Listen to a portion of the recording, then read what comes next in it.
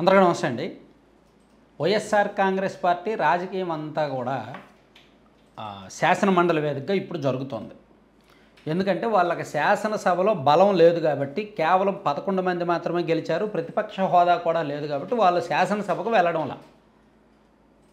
కానీ శాసనమండలిలో వైఎస్ఆర్ కాంగ్రెస్ పార్టీకి బలం ఉంది, మంచి కోరం ఉంది, సీనియర్లు ఉన్నారు. కాబట్టి శాసనమండలిలో వైసీపీ వాళ్ళు బాగానే ఫైట్ చేస్తున్నారు, స్ట్రాంగ్గానే ఎదుర్కొంటున్నారు అధికార పక్షాన్ని. ఎందుకంటే బలం ఉంది, సంఖ్యాబలం ఎక్కువ ఉంది. అయితే ఈ సంఖ్యాబలాన్ని తగ్గించాలనేది కూటమి ఆలోచన. దానికి తగ్గట్టే వైసీపీకి కొన్ని షాకింగ్ పరిణామాలు ఉండే అవకాశం ఉంది. ఇప్పుడు అక్కడ లెక్క చూసుకుంటే మొత్తం 58కి గాను శాసనమండలిలో వైఎస్ఆర్ కాంగ్రెస్ పార్టీకి 39 ఉన్నాయి. 39 మంది ఎమ్మెల్సీలు ఉన్నారు.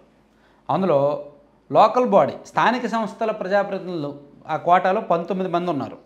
స్థానిక సంస్థల నుంచి ఆ 19 మంది అనంతబాబు గారు, ఎల్లారెడ్డి గారు, శివరామరెడ్డి, తర్వాత ఈయనెవరు భరత్, శ్రీభరత్, కుప్పం శ్రీభరత్ ఉంటారు కదా ఆయన, తర్వాత నార్తు రామారావు గారు, వంకా రవీంద్రనాథ్, మురుగుడు హనుమంతరావు, బొత్స సత్యనారాయణ గారు, ఉరదు కళ్యాణి, మొండితోక అరుణ్ కుమార్, కావూరు శ్రీనివాస్, పొన్నపరెడ్డి రామసుబ్బారెడ్డి, తోమాటి మాధవరావు, సిపాయి సుబ్రహ్మణ్యం, తలసిల రఘురాం, మేరుగు మురళీధర్, ఉమ్మారెడ్డి వెంకటేశ్వర్లు, కుడిపూడి సూర్యనారాయణరావు, టిఎస్ మంగమ్మ, ఏ మధుసూదన్, వీళ్ళందరూ కూడా లోకల్ బాడీ అథారిటీ నుంచి ఉన్నారు. ఇది ఏపీ లెజిస్లేచర్ అఫీషియల్ సైట్ నుంచి నేను చెప్తున్న లెక్క అన్నమాట ఇది. ఎందుకంటే కొంతమంది పార్టీలు మారారు, సో ఇందులో అయితే ఏం మారలేదు నాకు తెలిసి. సో ఎమ్మెల్యేల కోటాలో వాళ్ళకి 12 మంది ఉన్నారు. వైసీపీకి ఎమ్మెల్యేల కోటాలో 12 మంది ఉన్నారు. ఆ 12 మంది ఎవరంటే ఎమ్మెల్యే కోట జయమంగళ వెంకటరమణ, పోతుల సునీత, సో వెంకట సూర్యనారాయణరాజు, తర్వాత దేవసాని చిన్న గోవిందరెడ్డి, తర్వాత చంద్రగిరి యేసురత్నం, మహమ్మద్ రుహల్లా, దువాడ శ్రీనివాస్, మర్రి రాజశేఖర్, బొమ్మి ఇస్రాయల్, కాంట్రాక్టర్ ఇసాక్ భాషా, బల్లి కళ్యాణ చక్రవర్తి, పాలవలస విక్రాంత్. వీళ్ళు ఎమ్మెల్యే కోటాలో వైసీపీకి ఉన్న ఎమ్మెల్సీలు. అలాగే నామినేటెడ్ కూడా 8 మంది ఉన్నారు. అంటే నామినేటెడ్ యాక్చువల్లీ పార్టీ సింబల్ ఉండదు వీళ్ళకి. నామినేటెడ్ని మనం పార్టీ సింబల్ కేటాయించకూడదు, కానీ వాళ్ళు ఎంతో కొంత వైసీపీకి అనుకూలం. ఆయన కొయ్య మోషన్ రాజు గారు, తర్వాత జకియా ఖానం, కర్రి పద్మశ్రీ, లేల్లప్పిరెడ్డి, కుంభ రవిబాబు, తోట త్రిమూర్తులు, పండుల రవీంద్రబాబు, రాజగోపాల్, రమేష్ యాదవ్, 1 2 3 4 5 6 7 8 మంది ఉన్నారు. సో ఈ మొత్తం కలిపి 39 మంది. సో టీడీపీకి వచ్చేసరికి 9 మంది మాత్రమే ఉన్నారు. ఆ 9 మందిలో ఎమ్మెల్యే కోట 6, పంచమర్తి అనురాధ గారు, సి రామచంద్రయ్య అండ్ తిరుమల నాయుడు, పరుచూరు అశోక్ బాబు గారు, యనమల రామకృష్ణుడు గారు, తర్వాత దువ్వారపు రామారావు.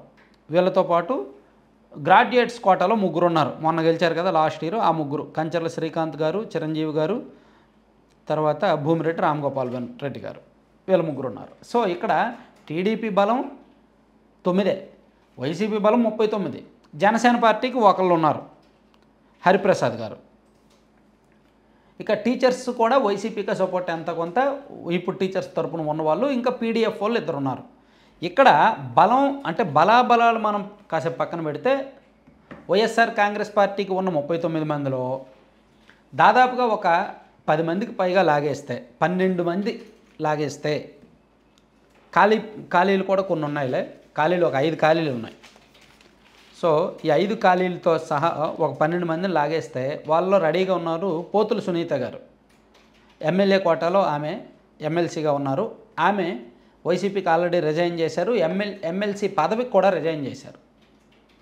సో ఆమె రిజగ్నేషన్ యాక్సెప్ట్ చేస్తే వైసీపీలోంచి ఆ సంఖ్య కట్ అయిపోద్ది. ఎమ్మెల్యే కోటాలో ఎవరి ఎమ్మెల్సీ అయినా కూటమికే వస్తుంది తప్ప వైసీపీ వాళ్ళకు రాదు. సో అది కూటమి ఖాతాలో పడుతుంది. అలాగే బల్లి కళ్యాణ చక్రవర్తి గారు, ఆయన తన పదవికి రాజీనామా చేశారు, ఆయన కూడా ఎమ్మెల్యే కోటాలో ఉన్నారు, ఆయన కూడా సేమ్. ఆయన రిజగ్నేషన్ ఆమోదిస్తే నెక్స్ట్ వచ్చే ఎమ్మెల్సీ కూటమి ఖాతాలోనే పడతారు. ఆ తర్వాత నామినేటెడ్ కోటాలో కర్రి పద్మశ్రీ గారు ఉన్నారు. ఆమె కూడా తన పదవికి రాజీనామా చేశారు. నామినేటెడ్లో ఎవరు వచ్చినా సరే కూటమి ఖాతాలోనే పడతాయి, నెక్స్ట్ ఎమ్మెల్సీగా ఎవరు వచ్చినా. వీళ్ళతో పాటు ఇంకా కొంతమంది రెడీగా ఉన్నారు. జయమంగళ వెంకటరమణ గారు కూడా పార్టీ మారడానికి రెడీగా ఉన్నారు. ఆయన కూడా రాజీనామా చేస్తే వైసీపీకి మైనస్ అవుద్ది, కూటమికి ప్లస్ అవుద్ది. అలాగే నామినేటెడ్ కోటాలో ఉన్న పండుల రవీంద్రబాబు గారు కూడా రాజీనామా చేసి జనసేన పార్టీలో చేరే అవకాశం ఉంది. ఒకవేళ అది కూడా జరిగితే వైసీపీకి మైనస్ అయ్యి కూటమికి ప్లస్ అవుద్ది. ఇట్లా వీళ్ళతో పాటు ఇంకా కొంతమంది ఉన్నారు. సో ఓవరాల్గా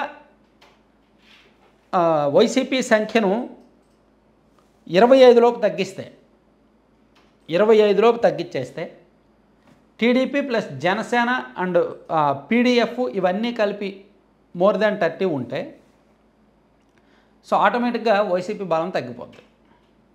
విపక్షంలో ఉన్నారు కాబట్టి ఎవరు అంత యాక్టివ్గా ఉండరు, అంతగా మాట్లాడరు. ఇప్పుడు రామసుబ్బారెడ్డి గారు కానీ, లేదంటే దువ్వాడ శ్రీనివాస్ గారు కానీ, లేదంటే అనంతబాబు కానీ వీళ్ళు అంతగా మాట్లాడే అవకాశం ఉండదు. కొన్ని రామసుబ్బారెడ్డి గారు సీనియర్, ఆయన పక్కన పెట్టినా దువ్వాడ శ్రీనివాస్ గారు, అనంతబాబు గారు పార్టీలోనే వ్యతిరేకత ఎదుర్కొంటున్నారు కాబట్టి వాళ్ళ లెక్కల్లో లేనట్టే, అది పెద్ద లెక్క కాదు. సో ఇట్లా వైసీపీ మండలి బలం ఏదైతే చూసుకుందో ఆ బలం బహుశా ఇంకొక 6 నెలలు ఉండొచ్చేమో. ఆ తర్వాత బలం తగ్గిపోద్ది, బలం వీగిపోద్ది, బలం బలహీనంగా మారిపోద్ది. ఎందుకంటే పార్టీలు మారిపోతారు కొంతమంది, అనర్హత వేటు ఎదుర్కొంటారు కొంతమంది, సైలెంట్ అయిపోతారు కొంతమంది. సో ఈ ఒక 6 నెలల పాటు కూటమికి శాసన మండలిలో ఈ ఆటుపోట్లు తప్పకపోవచ్చు, ఈ ఎదురైతే తప్పకపోవచ్చు. 6 నెలలు మాత్రమే. 6 నెలల తర్వాత సీన్ రివర్స్ అయిపోద్ది అన్నమాట. అప్పటి వరకు ఓపిక పట్టాలి. Thank you.